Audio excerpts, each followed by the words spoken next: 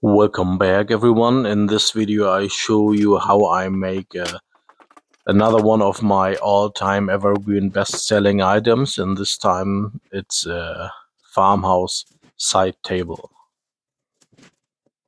You probably know already that some people say the time for farmhouse style furniture is over, but as far as I'm concerned, I don't think so.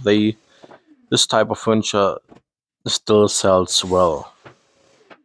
So for this project, I gonna use some 2x6 lumber, and it's a mix of old boards and new boards, and you won't see a difference afterwards. Everything gets planed and trimmed down, so you won't see if it would be an old board or a new board. But some of those boards, I think, came from an old workbench that I made years ago, and they have some screw holes in it. And as far as I'm concerned, I don't mind have like some old screw holes in my furniture. Depends on the style, and the farmhouse style always looks, in my opinion, a little bit more not necessarily authentic, but somehow better if they have some used look in it. And screw holes are yeah, kind of serve this purpose.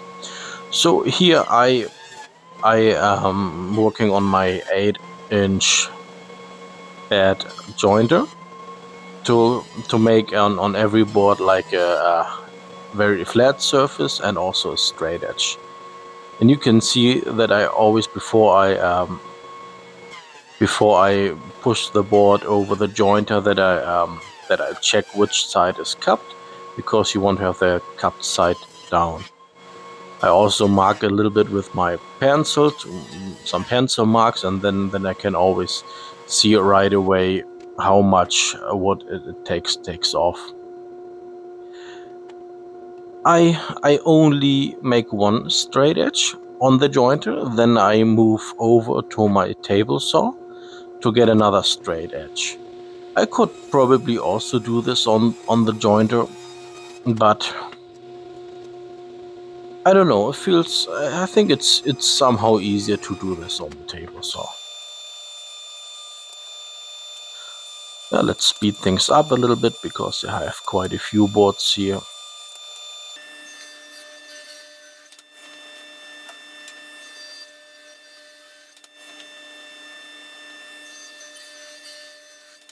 The small little cut-offs here, I do not throw them away. I usually use them to fire up my wood stove. Then move over to the thickness planer, and I do not I do the same thing like I did to that farmhouse bench that I did a few weeks ago. You might have seen this video of that farmhouse bench, and same thing is here. I do not aim for a certain thickness. I just plane as far as I can see, no marks from the factory anymore on the surface of the boards, and so that every board looks kind of nice. And then I use those boards. Like I said, I do not aim for a certain thickness, but I think average thickness would be around 30 to 35 millimeters. So time for the glue up. And as always, I put some cardboard paper under my glue up, because I do not want to have all the ooze or all the dripping glue on my workbench. I use pipe clamps. They, well, for bigger glue ups, they work pretty good. I think it's Bessie pipe clamps, but I think you can use any pipe clamp. I check quite a few times to have like, I try to alternate the grain in this particular case, but I also want to make sure that the surface that is visible is also have the best appearance. Then I apply the glue, and like I mentioned in another video before, I use my finger to spread the glue, which is probably not a good idea.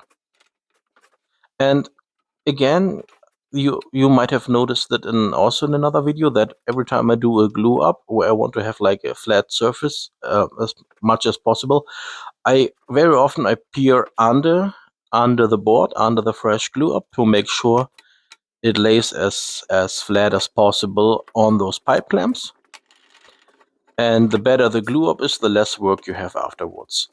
And I didn't, as you saw here, I didn't use a lot clamps, because if your pre-work is pretty good and your joints are fairly tight, you don't need a lot of clamps. Maybe 2 or 3 are pretty much enough. If the joint is tight, I mean, what value would come from another clamp? If a joint is tight, it's tight. Another clamp wouldn't improve at all. I use the belt sander here again, like I did for the farmhouse bench, to get rid of the ooze out, the glue, and also to flatten the board as much as possible. And I don't mind about having marks from cross sanding, but if you like a really perfect surface with no scratches at all, you probably don't want to sand it against the grain. So here I have 3 boards in total. Like, one is like the tabletop, and the 2 other boards I made. I didn't show the glue up. I don't think you have to see every glue up for every board. But the other 2 boards are for those shelves. Like, yeah, 3 in total. 1 is the tabletop and 2 are shelves. Now I trim them down to the right length. And you see here that I cut off, like, you could argue, more wood than necessary. You could argue and say, why did you not make the boards shorter in the first place? But I made all the boards, all 3 boards, like the same width and the same length, because then I can decide later which board looks the best that I can use for the tabletop, because the shelves are obviously smaller than the tabletop. And here I trim them down, first on the miter saw and then on the table saw, to get the final dimension. Now comes the finish sanding, and I use the orbital sander here. I think grit is, what grit did I use? I think it was a grit 150, which is good enough in my opinion. And I also do not want to get rid of all the sanding marks from the belt sander before, because I kind of, for that style of furniture, I like the appearance of some scratches and even bandsaw marks if you use a bandsaw. I just like that, and I think it gives it a more authentic look, my opinion.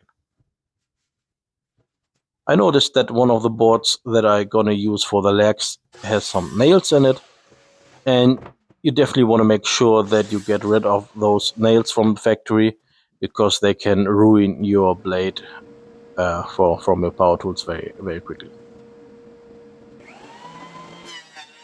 Again, I want to get one flat side and also straight edge on those boards.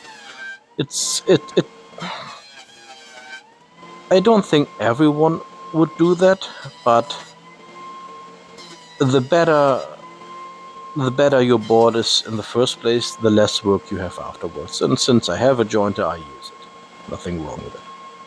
But if you don't want to use a jointer, or if you don't have a jointer, just do it however you feel comfortable.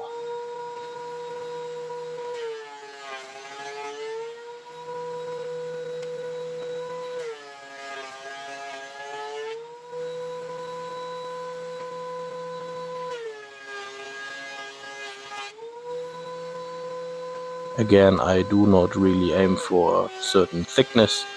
I just plane till I think the boards look good enough.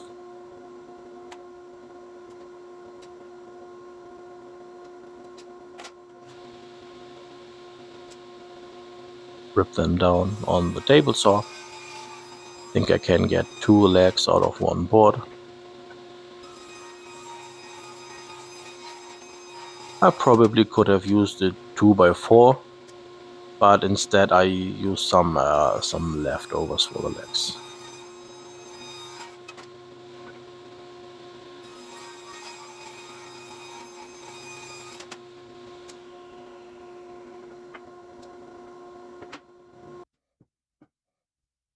I also sand those legs, and because I didn't want to sand every single leg by itself, I just clamp all those legs that I made together, so that I have one good surface, and then I sand the whole surface of all 4 legs together at once.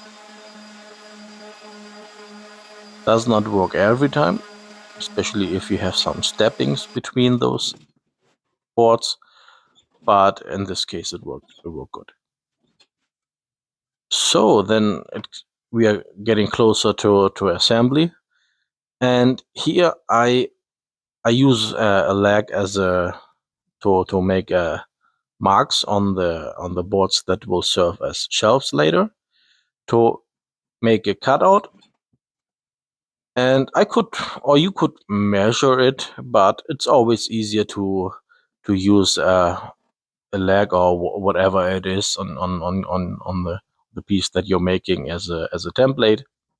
Then you can definitely make sure that you have the right dimension.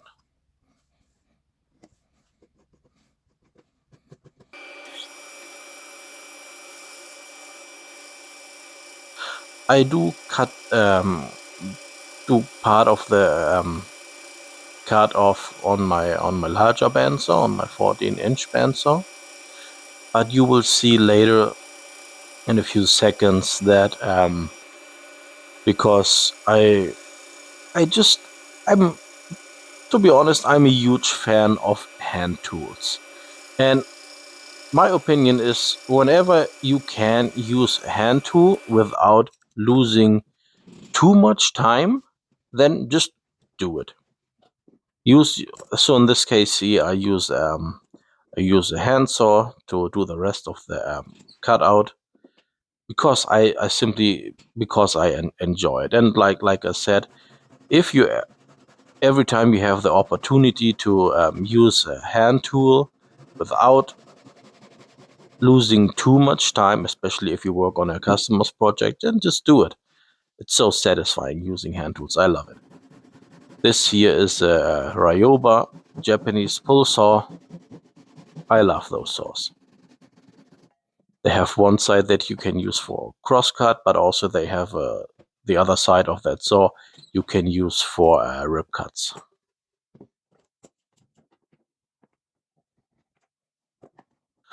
I have a few pull saws,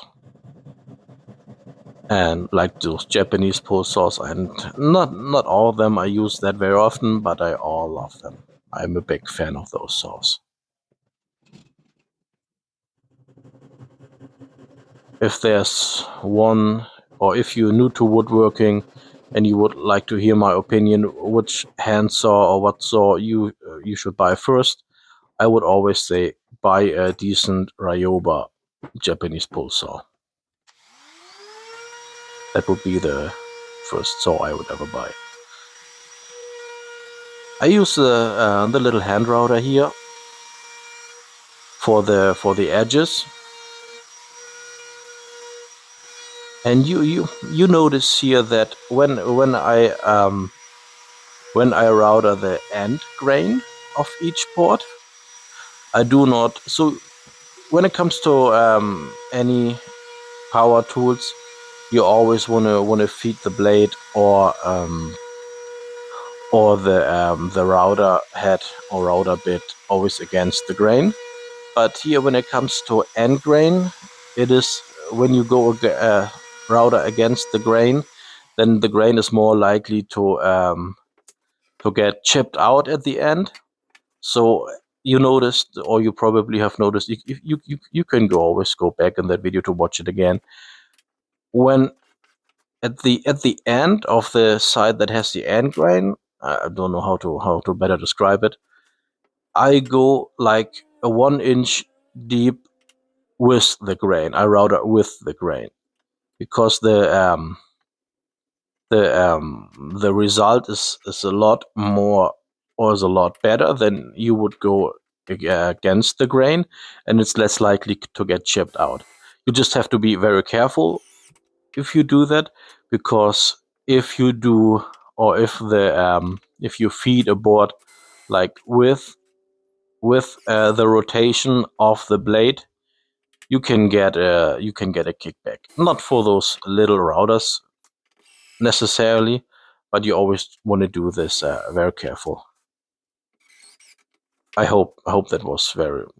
I just hope that was that you understand what I was saying.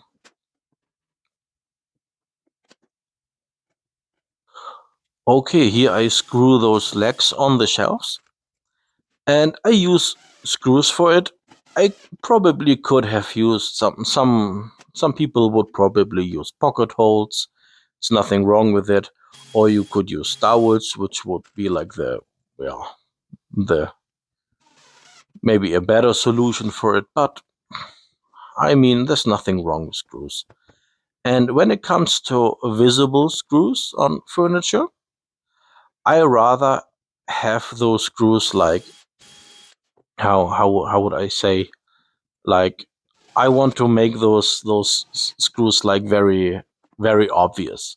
So I think it looks better when you see the screws right away and have them look nice instead of trying to hide those screws when it's not possible. So for that reason, I use here panhead screws instead of flathead or countersink screws.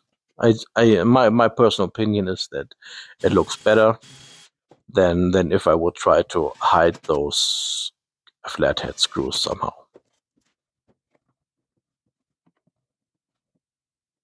And it's also my opinion that depends on where you use it, but panhead screws hold a lot tighter than flathead screws. Just my personal opinion.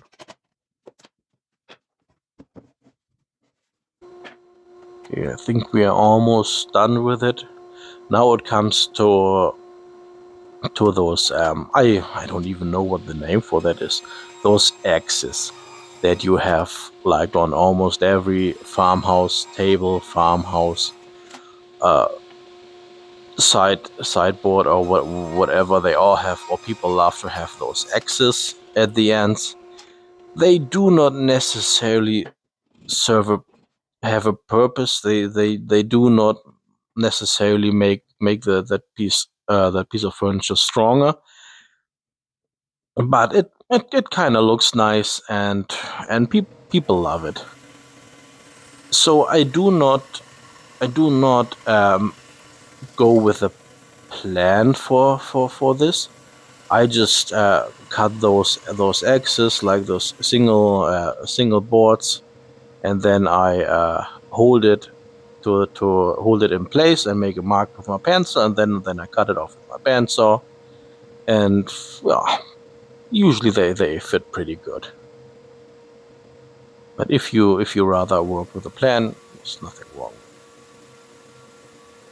So both parts fits. Now I make marks in the middle of those boards to make the little cutout where those two pieces fit, like this joint where both pieces fits together. And again, for this I use hand tools. I probably could do this, or I see people doing this on table saws or also on miter saws. But for myself, I just love to do this with hand tools.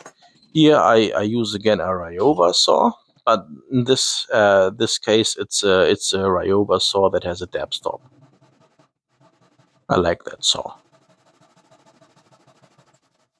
And again, if you have the opportunity to use a hand tool without losing too much time, probably I'm repeating myself too often, but just use your hand tools. It's so satisfying to use hand tools. So then I chisel it out. First I use like this Japanese chisel. I use both type of chisels. I like those Japanese chisels because they are very, very sharp. But I also use like Western type of chisels. I do not think one type is better than the other. They both have their purposes. So yeah, to get rid of most of the wood here, I use this Japanese chisel, and later for that flat, to create a flat surface, I use the Western type of chisel here. And like I said, it's so satisfying to use hand tools. I love it. Do this on both pieces, fit them together, do a dry fit here, tapping it in place, and it's pretty much done. And then do the same on the other side. Oops. So now it comes to where I put like the shelf part and the tabletop together. And here, the way how I do it might create some argument or so, I don't know. I use this little metal pieces, is it called brackets? I don't know, to attach the tabletop on the legs. And someone would say you shouldn't do it this way, because the wood is always warping somehow, and when it comes to seasonal movement, it could like open gaps or so, or make joints getting loose by. And this I only say from my experience. In my experience, those kiln dried cheap spruce lumber does not warp a lot. Maybe others have other experiences, but in my experience they do not warp a lot, especially if you do the glue up with alternating grain. So I don't think there's anything wrong with using just those little metal edges to connect both pieces. Now this is, like I mentioned in other videos before, not my favorite part, the staining. So, and this time I decided to spare you with too much showing the staining process, and also want to spare you with too much complaining about staining. So let's speed things up a little bit.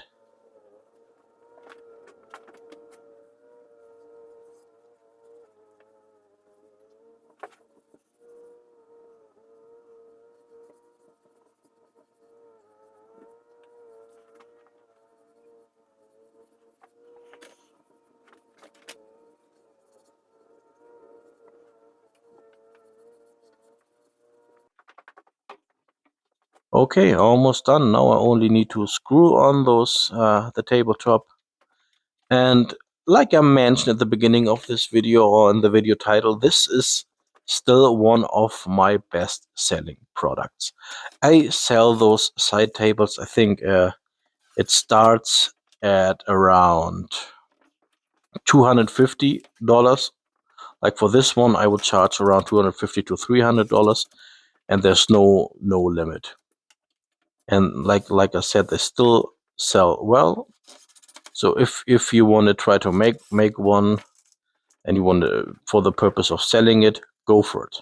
Go for it. Just try it out. Just try different ways to sell it. Where I would not probably sell it is someone on Etsy or so, but like Facebook Marketplace, there's nothing wrong with it. And as always, if you liked that video, please give me a thumbs up, write a comment, and subscribe to my channel. Thanks for watching.